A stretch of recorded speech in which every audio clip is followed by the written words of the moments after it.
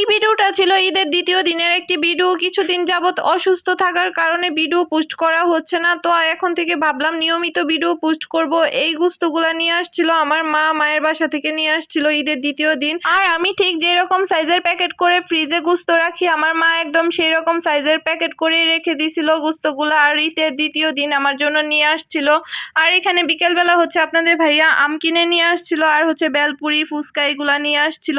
তো আমরা হচ্ছে বসে বসে সবাই মিলে এখানে ফুচকা, বেলপুরি খাচ্ছিলাম। আর তারপর হচ্ছে এদিকে আমি মোবাইলে একটা রেসিপি দেখলাম, কুরবানির মাংস দিয়ে নুডলস রান্না করে খায়, খুবই নাকি মজা হয় খেতে।